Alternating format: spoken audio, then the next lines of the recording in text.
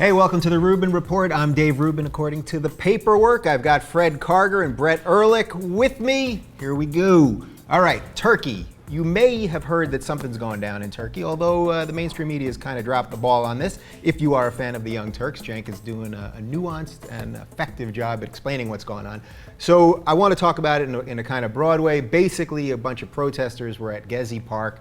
The Turkish government was building another mall. They've been building a ton of malls, partly because the economy is good and people want to shop, but there's no green space in Turkey. People want parks, they're not happy. This has turned into riots and protests and all kinds of stuff. But we are not really hearing about it here in America, which is a little bizarre because we heard about Egypt, we heard about Libya, and what's going on? This is our big ally. Obama called the Turkish Prime Minister Erdogan his best friend in the Middle East, so something is amiss.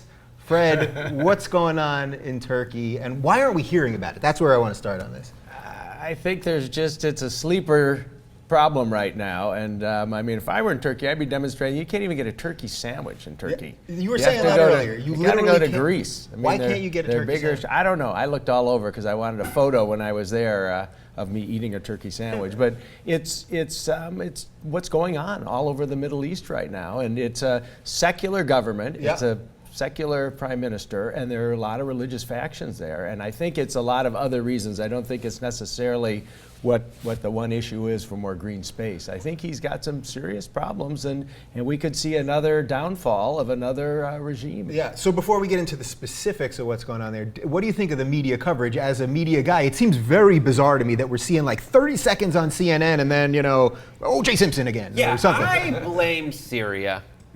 Because it was the Arab Spring, and we got behind everyone who sprung up at that point, and it was very simple, and we just ran the gamut. There was that, just Northern Africa, and we just dealt with it. And then it got to Syria, and suddenly it was complicated. Right. And now everyone's looking at it going, oh, God, I'm sure First of all, Syria involves a lot of homework.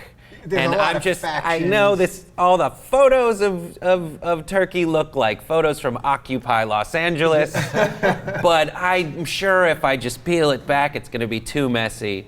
Let's get out of it. Yeah, I actually think you're totally right on this, that Syria has caused us, because we don't know who the good guys are there, we don't know who the bad guys are, everybody's killing everybody. And I think we sort of have this fatigue. We're having like Arab Spring fatigue, where it's like, oh, this is just a repeat. We could just watch the footage from Cairo. So what is our responsibility in the world when this stuff goes on? Because there's definitely like this thing in the United States right now, like we can't get involved in anything. And I'm not saying we should be involved in Turkey, and it's not nearly as bad as the other ones, especially Syria.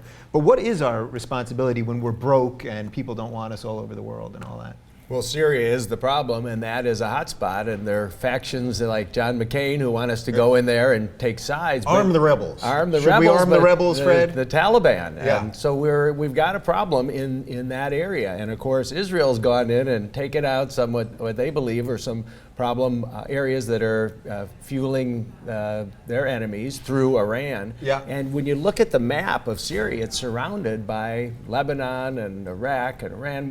We've got some serious geographic problems there. We need to watch it carefully, but I don't think we need to get into that area and expose our troops because of a civil war that's going on there. But Assad has got to go. Yeah, is part of the problem that Syria is such a freaking mess that we can't do anything in Turkey because we sort of need the government there because that we are friendly enough with them that we can't have Turkey going down while Syria is going down. I mean, it's just dominoes, right? And how down? Turkey is a different beast than all the rest of the Arab Spring nations because Turkey's secular, and it is more than 50%. It's mostly Muslim. Yeah. So it's like this weird. You ever see the movie or the TV show Sliders? Yes. With Jerry O'Connell, where he would Slider. He would slide into a different dimension where most of the stuff was the same, and there was like one key difference. That's what Turkey is like. You look at it, it looks like San Francisco. Yeah. But like something like. And it all has like Roman letters, but like then you see like the little diaresis, those two dots over some letter, and you're just like, wait a minute, that's not San Francisco, right? But I think what we can glean from it is is to understand that right now it is in the nascent stages of something that could get big, but right now it's pretty much localized to a specific parks in certain cities. There's some fantastic hashtags like Resistanbul. Yeah, that's a good one. That's something we can glean. Right. But isn't it funny that it takes a hashtag to get us involved? Because, for sure. Because truly, I mean, the Turkish prime minister said this week that the biggest problem here is Twitter. It has nothing to do with the government, but Twitter is causing unrest. You know? It's tough because, like, when we think about like a nation somewhere in like a Muslim zone, we think of like, well, the big decision is how much power do we give a dictator? Because, you know, otherwise there's a bunch of like really crappy factions that would all kill each other. Maybe it needs like someone to be just a jerk and a little bit bigger of a jerk. But like, you know, Turkey's always on the cusp of being led into like these really big, awesome clubs that mostly Western nations are led into. Right, they're in NATO and they do behave in a mostly democratic way. And yet they're not fully democratic because they're in a pretty crappy part of the world. Yeah, I was in Turkey a couple years ago, and I was on a tour because I'm a tourist, not a traveler. I'm a tourist. Yes. And I was fact-finding mission. Fact-finding mission. Like, where is an Arby's? Because I'm tired of your food. But no, this guy was like, you know, we're really close to being led into the EU, except for like, you know, the genocide thing. It's a little testy still. And he was like laughing. He's like, Turkey, we've got problems. Yeah, what are you gonna do? All right, final thought on this though. The part that seems fascinating to me is that it seems very obvious to me that America doesn't want anything to do with that part of the world anymore. But if we pull out and we have no money and all that stuff and we don't want our troops getting killed, all legitimate reasons, if we don't do anything good, is there anyone left? Like, I feel like the world will just go to hell in a handbasket. And maybe that's just the way it's kind of going to be, because no one else is going to jump in and ever try to do something good, right? If the U.S. doesn't do it, is anyone going to do it? Well, I like what the Secretary of State, John Kerry, is doing right now, which is trying to negotiate with Assad and to get some peace there. James Baker, who was the Secretary of State under George H.W. Bush, he went to Syria 23 times to try and get Assad's father to go to the Madrid peace talks, and that's what we really need.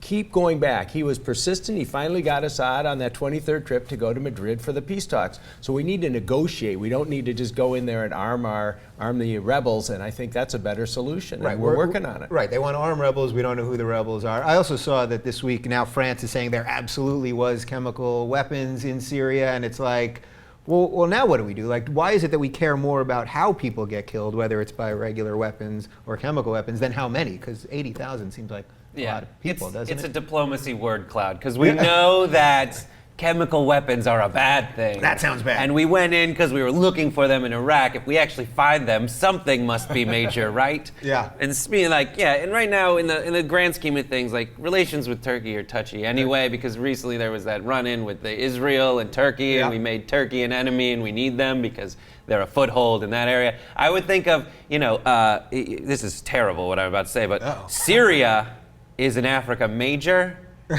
and Turkey is an Asia Minor, so let's leave it at that. All right, well, anyone on CNN, Wolf, if you want to air this clip to explain some of this stuff that seems to have gone over your head, you have full rights to it. I'm happy to lend it to you.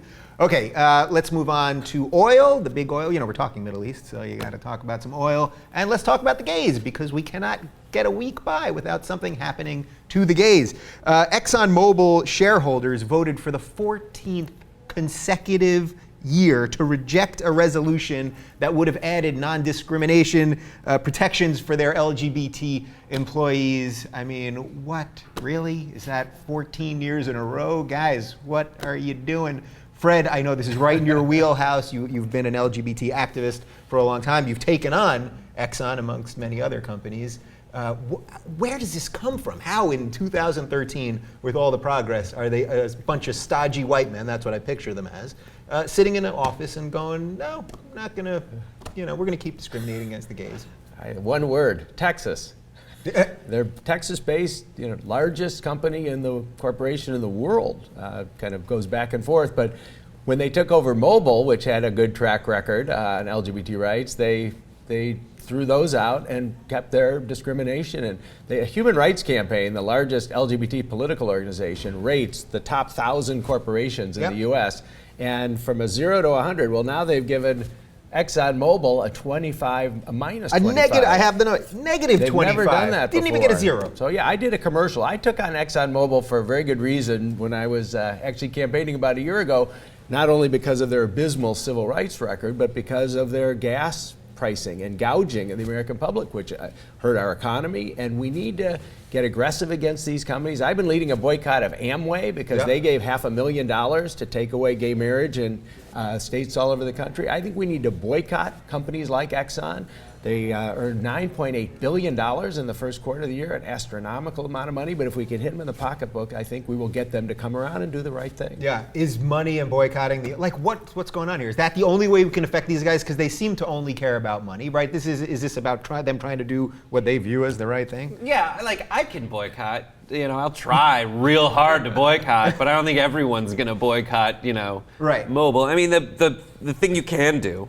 You can't say don't visit ExxonMobil, I guess you can actually. You can say, listen, you're at a corner. There's 3 gas stations. Just don't go to that one. Right. But go to BP because they're doing a lot. Yeah, of good go to stuff BP. So what do we do? We're going to try to check off the ones that haven't totally screwed people up yet. Right. Shell, I think they're okay. Are they Shell. okay? Shell has the best. They have a 100 rating on HRC. I love it. Right, I love there that you go. Berkshire Hathaway beat out ExxonMobil by scoring 0 points. Right, isn't that bonkers? It's insane. So what do we do here? Because you're not gonna look us a couple people that are for gay rights, not going to Exxon. All right, fine. But is this just like one of these things where corporations? It's like Walmart dumping tons of stuff into the ocean and then paying an $80 million fine. It means nothing to them. Mm-hmm. Is this sort of like we just can't stop these guys?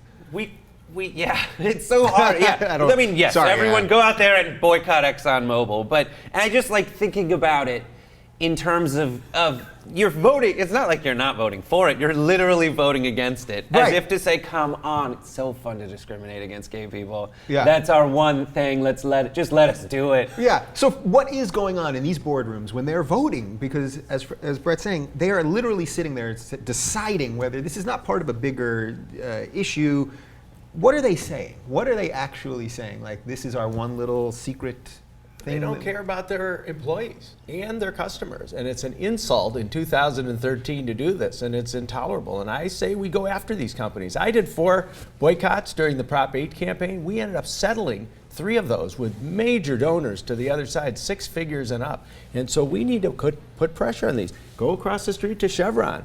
Price is usually a little cheaper than Mobil, and support our friends and don't support the enemies of equality. And I'm a firm believer in that. I'm not organizing a boycott against ExxonMobil. I did a very effective commercial which got a huge number of views. Yeah. I call their chairman, Rex Tillerson, Tyrannosaurus Rex, because he is living in the dark ages, and we need to get some pressure on these companies to do the right thing, and it's working. Companies are looking to brag that they have 100 on HRC now. Yeah. And I want to get ExxonMobil from minus 25 up to 100. Is part of the problem here that it's the government because we couldn't pass the Employee Non-Discrimination Act, and not that I want the government jumping in on everything, but if we could have got that passed, then they wouldn't be allowed to get away with stuff like this. Yes, I mean, if you force people to do this kind of thing, then yes, they will do it. And I think that there are plenty of other, legislative initiatives that have passed in order to move the football down the field and try to advance the cause. It's just one of those things where you look at it and you're just like, I am shocked. Like, who are these people? Yeah. What are they doing? Have they ever met a gay person? Yeah. And I mean, a lot of their defense is, there are other portions of our training videos where we say that people should not discriminate against gay people. It is so simple for you guys to just sit around, have this vote, change it and don't tell anyone, and then a year later tell people that you changed it. Yeah. Just do it, and then no one will have any reason to go complain about you. Are they, on the other hand, just really vying for that anti-gay consumer? Right. It's just listen, I have this pump phallus and I'm putting it into my Ionic tank and I just want to do that. Yeah. I partly think you're right that it's like they never get screwed. You know what I mean? They're used to always getting what they want and reaping tons of profits from it. So it's like for them to cave to the gays about a little something would be so catastrophic in their minds because they run the show when it comes to public policy and politics and everything else. Their profits are just astronomical, and we need to keep the pressure on them in the pocketbook where it hurts. And I'm convinced they will come around like all these other companies. Saks which has, of course, a huge number of LGBT associates, they call them, and certainly customers in New York and Beverly Hills and San Francisco, they have a 0 rating with the HRC too. I think it's important to get that information out so people know. Don't go to Saks, go to Bloomingdale's that has a 90, or go to Nordstrom's that has a 100. I'd much rather support our friends, and I think that's important. And there's no company that's too big to boycott. Yeah, and I'm pretty sure Saks has a couple gay employees.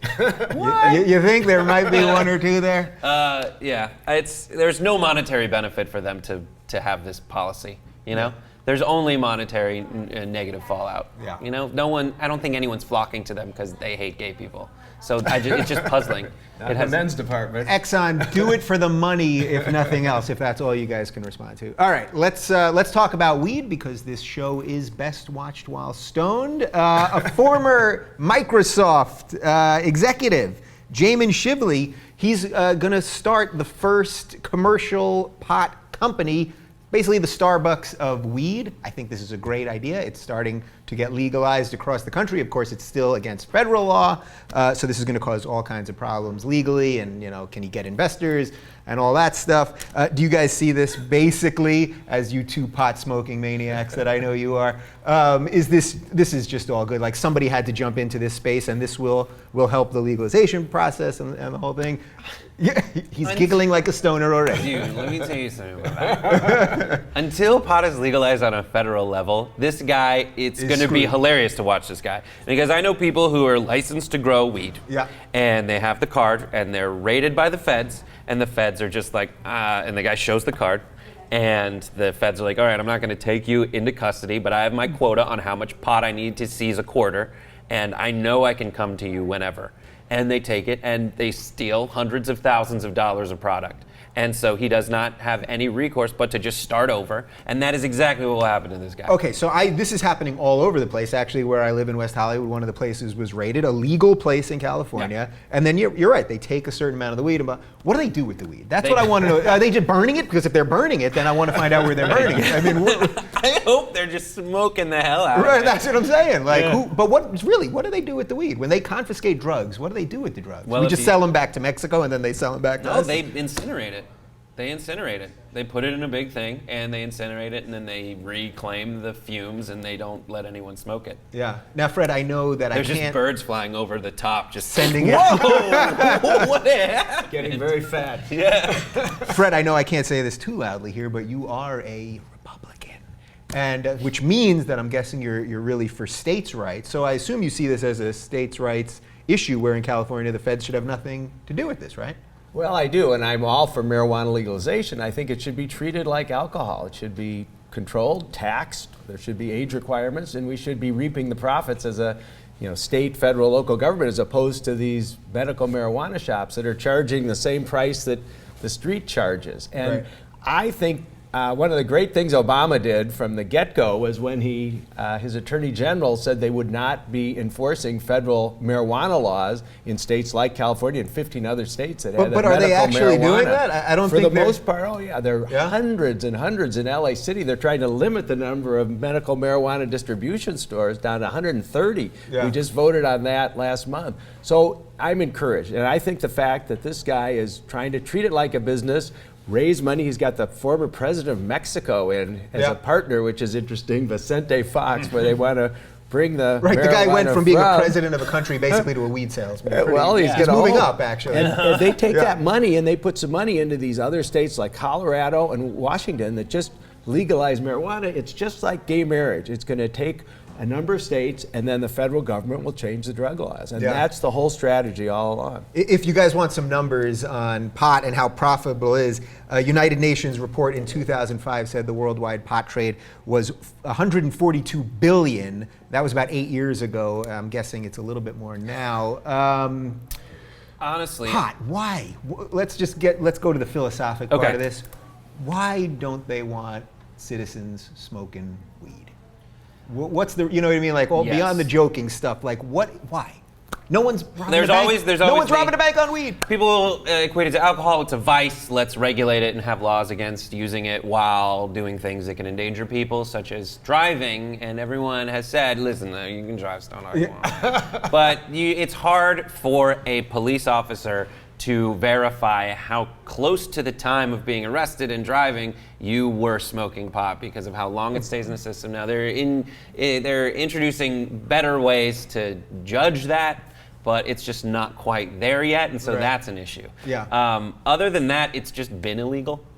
See, that's what I think it is. It's just so systemic that no politician wants to be the guy that's just purely associated with pot. It just makes him seem like the pothead. Gary Johnson. And look, the guy couldn't get in a debate, and you know. He got in two. He also was the Libertarian nominee as governor, two-term governor of New Mexico. He crusaded for marijuana legalization from day one. And so it is a movement. There's some very wealthy people like George Soros and Jonathan Lewis that are out crusading for marijuana legalization. And I think the fear is it's a gateway drug. And to me, who started experimenting with marijuana in college, it's much safer than alcohol. And it needs to be legalized, it needs to be regulated, and we can gain a huge amount of tax revenue from it. But also, isn't the idea that it's a gateway drug, isn't that just insane? I mean, if pot was disappeared altogether, if there was no more pot around tomorrow, would suddenly everyone be smoking crack? I don't think that's... You gotta smoke something. I'm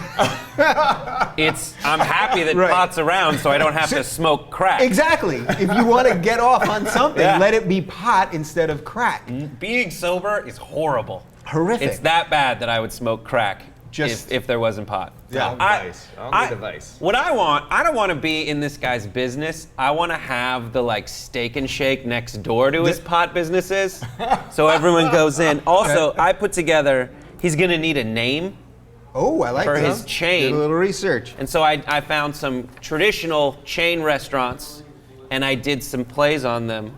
So instead of Applebee's, there'll be Apple Bongs. Maybe is a good idea. Instead of Outback Steakhouse, Outback Bakehouse. Oh, I like that. Instead of Five Guys who are really hungry for pizza right now. Not burgers? Shouldn't they be hungry for burgers? Maybe burgers. And then instead of TGI Fridays, wait, what day is it? This guy's getting applause breaks. Yeah! There you go. It's just these TVs. These TVs are laughing. All right, final point on this. Do you think that I've mentioned this before on the show, but my thing with weed is that the government just doesn't want us thinking. They can't have a populace that is going to be thinking about things. And if you smoke a little weed, you might start thinking that this whole thing is just a bunch of BS and having some thoughts that are a little outside the box. The government's not in that business. Is that the real problem here? I just think that it's a lot of stodgy people who have a misconception, and as more and more people, there was this guy running for, was nominated by Reagan for the United States Supreme Court. Well, it turned out in 1987, he had admitted Ginsburg using marijuana. Well, that was unheard of, and of course, he had to drop out. Well, now that is not a disqualification. You've got the last 3 presidents, at least, who've experimented with marijuana and stronger drugs, and so it's reflective of society. It's changing quickly, and I applaud all those leaders and funders who are making these laws change. Would you ever vote for someone that said, no, I've never smoked pot? I honestly would. I probably would. I wouldn't.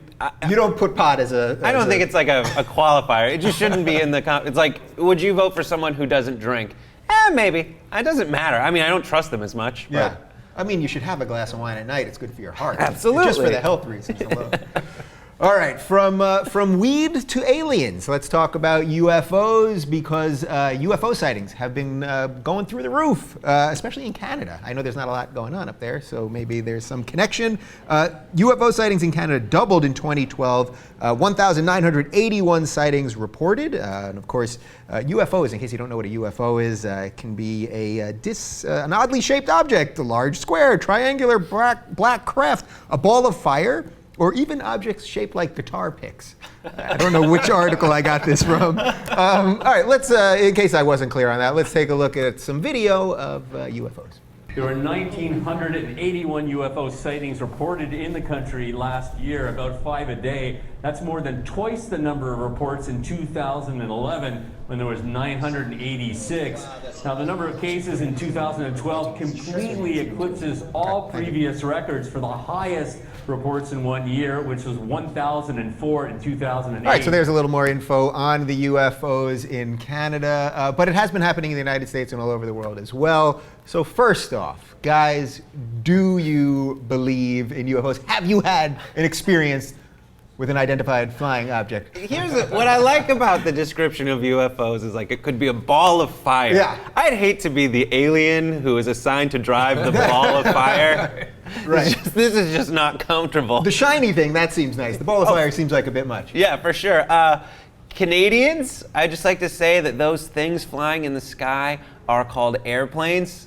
We've had them down here for a while, just so you know that that's what they are. Not a conspiracy theorist. Fred, do you believe in UFOs, and what do you make of all these? What do you make of numbers jumping like I this? don't believe in UFOs, although I have seen one. And so Wait, you don't believe it, but you have seen one? I was one of those. That sounds like something a guy that met an alien would say. What do you mean? What happened? Driving out on the 60 to Palm Springs very late one night, and a UFO flew overhead. But I'm not so sure. I didn't see anything that was suspicious, other than it was disc-like bright light in the sky that didn't look like How an much more airplane. suspicious would you want it to be? Well, you if wanted it an had alien to be landed, I waving would feel to you? better if somebody had landed and come out and. Yeah. I think that maybe they did get one alien landing in Canada about 45 years ago, Celine Dion. But other than that, I don't really believe in them. Yeah, you're not the only one who prepares jokes before a show, huh? I like the idea of, I really want the alien to just land and go, Fred, shh, and just get it. You don't believe in me. That's what it'll say. Yeah, I mean, it seems to me, look, we're a tiny little rock next to a very average star, and we're here, so why wouldn't there be other planets and civilized life out there, or uncivilized life doing some stuff? Do you think a lot of the reports on this, though, are just because we all have phones and we all have videos and cameras? You know, 10 years ago, if you saw something, you just go right to the mental institution. Now you make a Vine out of it. Yeah, exactly. I mean, a lot of this is like, there's that car driving and looking out the window. That looked pretty weather balloony, or just balloony to me. Yeah. So at least now we have like video of these things, and the video itself is pretty rundown. So it's like, now we can not trust a video the same way we didn't trust some weirdo telling us they saw a UFO. Yeah. Do you think in times when it seems like the world is a little upside down and the economy's not great and there's wars and all that kind of stuff, that we want to believe in stuff a little bit more, just for like our creative mind to feel like there's something better than just this thing that's going on And of here? course, movies help and books help create these ideas. We have images of aliens right now anyway, just thanks to Spielberg and a lot of other people. And so I think it's important and to keep that imagination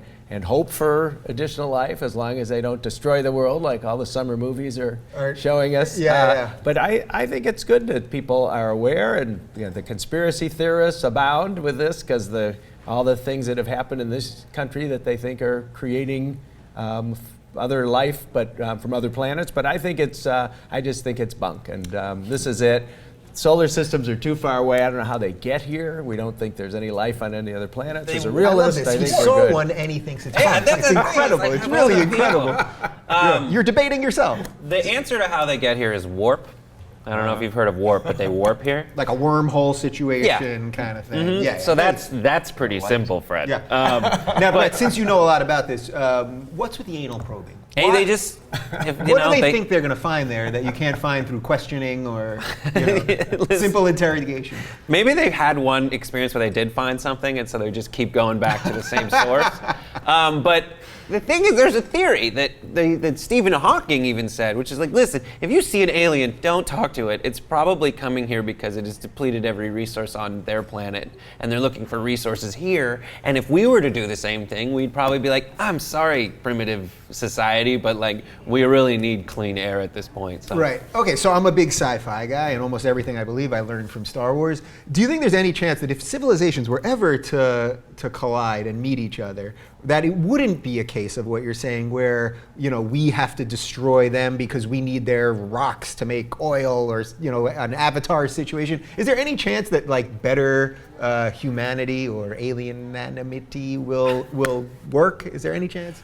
I also have thought through this scenario, and you want to know my actual thought on it? Because Give it's me an embarrassing actual- that I have gone through this dialectic in my head. So it has to be, it's going to sound embarrassing, but it has to be far enough along in the development and co-discovery of alien systems within each other where they've had those experiences and determined that they're terrible. And so the same way that we were like, there was like the West, and finally moved to the New World and ruined civilizations, and then the world got small power, and so we realized we couldn't just blow each other up. So it has to be far enough where there's some kind of alien UN, and they find us at that point in their development, assuming there's not some caveat for like really primitive societies where it's like no one will notice that we killed them. And also because our own UN here works so well that I think that's a pretty credible theory. And for some reason, I believe it. Okay. Thank you. I was being sarcastic about the UN. All right. Let's talk about Hollywood and China, because China is making a lot of money these days. They pretty much own everything. They probably own this chair and everything I'm wearing and everything you're sitting on right now. And now they've sort of infiltrated Hollywood, and everyone's talking about how the big Hollywood blockbusters especially are all being funded by China, and they are putting regulations on the movies in terms of content because they don't want to offend the Chinese audience, because they want to get into that market. China only allows 34 foreign films to be shown annually, so if you want a piece of that money, like Transformers 4, which is partly being shot in China, you're going to do things that the Chinese government wants you to do, basically. I mean, this is sort of like the Exxon story we did earlier. This seems to me just about money, but how dangerous is it that something as lofty as our film business here could be infiltrated by the Chinese? Fred? Well, it's a communist country, and they have a lot of control how many kids you could have, and 1/5 of the world population with the fastest growing economy. So Hollywood, as we do in this country, is kowtowing to their demands and the limited number of films that are exposed there. But I said, like 10 new screens are opening a day in China. So it's a huge burgeoning market for us. And when there's money, there's Hollywood. And I think it's good because we're so limited in the number of films we can make right now based on funding, that if they will support some of these films, either financially backing them and also in going to the movies, I think it's great. Yeah, is there an artistic issue here though? Because, there's already been examples of, things that have been co-produced by Chinese companies where they take out content that maybe the bad guy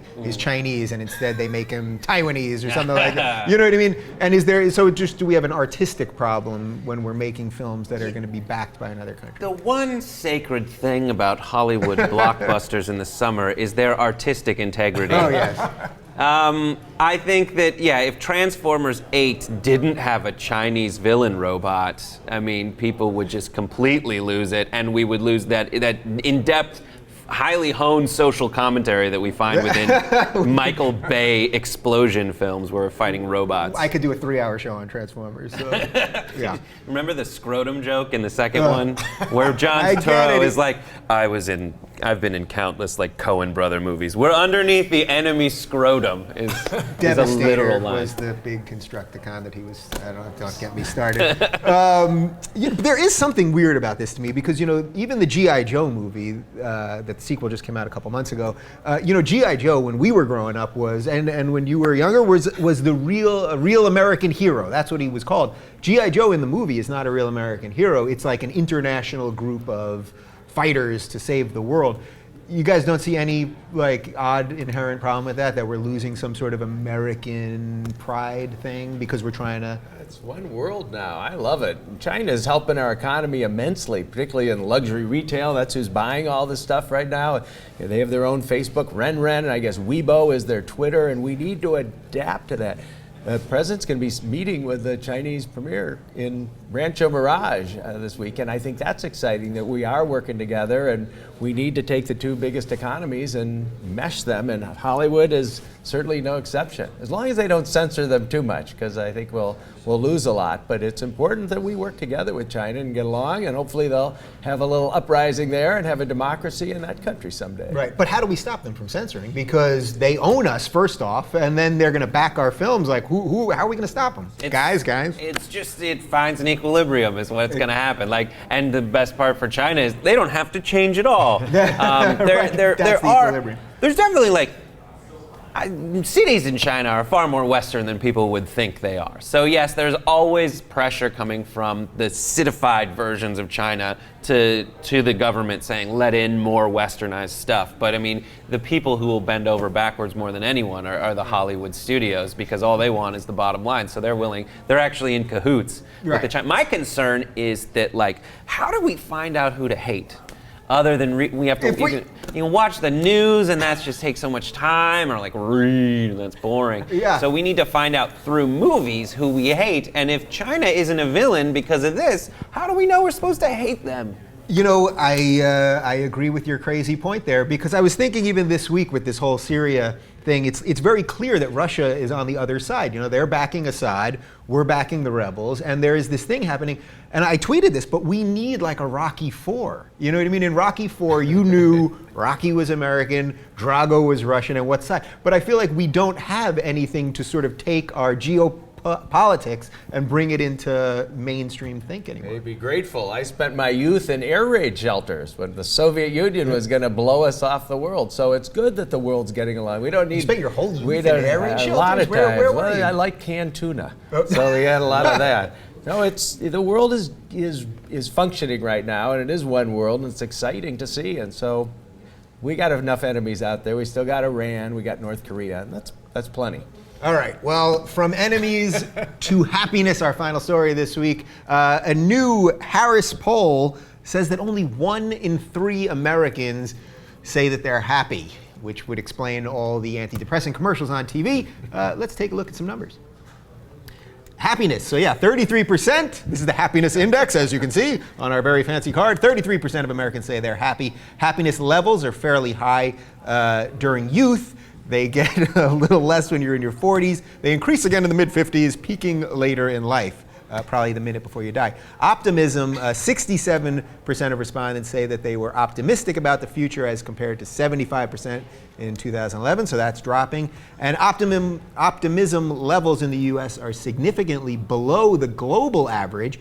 89% of citizens internationally feel that the future will be as good or better than their present situation.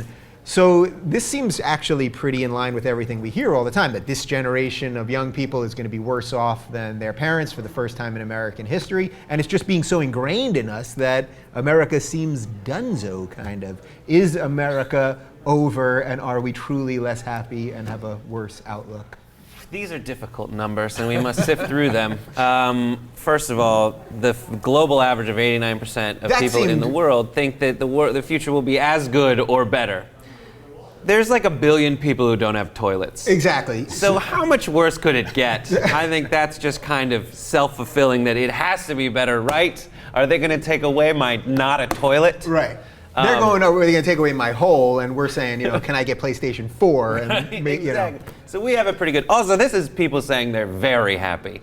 And to be honest, I hate those people. People are like, oh, it's so good today, isn't it a gift? Yeah. I just want to smack or shake them. Yeah. So that's my take. Happiness, Fred? How happy are you on a day-to-day basis? How important is happiness in the Fred Karger operation? I think it's very important, of course, and as a gay activist, it's been interesting as I've talked to a lot of parents, particularly those with LGBT kids, and I've asked them, what do you want for your kids? And the number one thing is to be happy. Yeah. And I think that's so ingrained in us, it's important. And put everything else aside, that's kind of the bottom line. And there are varying degrees of happiness, and you can't be this very happy mood all the time. It's a roller coaster. So I think it's good. I think the question I have in these studies, of course, you can depend on how the questions are asked, can be all over the place. But I don't know if people get that much happier with age. I think there's a lot of depression with older people as they're left aside in the world. But I think it's good. And Brett says this is important. It's all relative. What is considered happy? We're so fortunate in this country to live in this nation. When you go around the world and see everybody lined up at our consulates who want to come here, just the fact that we're in this country with these freedoms that we don't have in places like China, we're very fortunate. Just be happy. Yeah, one of the things that I thought was fascinating in this poll is that they showed that in Israel they're much happier than us, which seems bizarre because they're surrounded by enemies, there are bombs going off, all kinds of other stuff. So maybe it's our excess and all of our freedoms that in a weird way make us not happy. Is that possible, that we don't have existential threats so we can be worrying about nonsensical things all the time? Yeah, I've been watching The Sopranos again. And little AJ has everything. And look at that. Yeah. Did we give him too much, is what Tony and Carmela ask themselves all the time. And maybe that is it. I just think there's also like a complaining culture on the rise where it's just nice. It makes you feel happy to complain. And then there's a politeness issue where if you just rub it in people's face how happy you are. The fact that 2 out of 3 people aren't that happy kind of makes me happy. So if we can all take solace in that, maybe the 2 of the 3 of us who are like sad about it, and we'll be happy again. And maybe then we'll all be happy. Yeah. Do you guys think that maybe happiness is overrated as part of humanity? Like no other species on Earth, they eat and they die and they kill and, make babies. But we are constantly under this pressure that we have to be happy. I always think when I was doing stand-up all the time, when I just started and I was really struggling and I had no money and I was working shitty gigs, doing all this awful stuff, people always used to say to me, well, as long as you're happy. And I always thought it was crazy. Like, why should I be happy? I'm trying to follow my dream. I'm hanging out with drug addicts and alcoholics every night. Why should I have the burden of happiness? Can be a weird burden too, can it? As opposed to just living some sort of even-keeled, slightly depressed operation. Wouldn't that be easier? It is It's easier. work We all being live happy. that. Sure, it's a lot of work, and we all live that life that's up and down, and that's important to realize, but take advantage of the happy times and just know that you want to live a good life. Be good to other people. That's my measure of happiness. When you close your eyes for the last time, it's like, what kind of life did you live where you're a good person? And so I think that's happiness, my definition. All right, so final thought on happiness, because we can't talk about happiness without talking about the prescription drug situation, because you turn on the TV and literally every commercial is a sad cartoon chasing a man around all day and another man who can't get an erection, another man who's bald, and they all have horrific side effects, including depression and death and all that kind of stuff. But is this, again, because we put so much pressure on ourselves being happy, that we're taking drugs that are making us suicidal, thus not happy, then we take another drug, because now you can take Abilify, which works with the other thing, and blah, blah, blah. Happiness and drugs. What's the deal? I think we've always been kind of depressed. I feel, because look at and this is just, we now have drugs that can help us as opposed to getting on top of it. Not to, there's a line of mental illness and that kind of thing, which is official and clinical that, I don't want to get into, but there's definitely that fringe where people just give me some Zoloft or something. But that said, the American dream is, come to this country, you'll have freedom. Awesome. Your children will have freedom. Great. And you just work hard every day. And wait a minute, go back to that. I have to work hard. And in that is an implied struggle. And I think that explains why in the middle of your life, you're just pretty sad. Because you have to work so hard. And hopefully by the end, when you're retired, you don't have to work as hard. Then you're free to be happy. But there is in every narrative of the American dream, there is struggle, and struggle is not the happiest time of your life.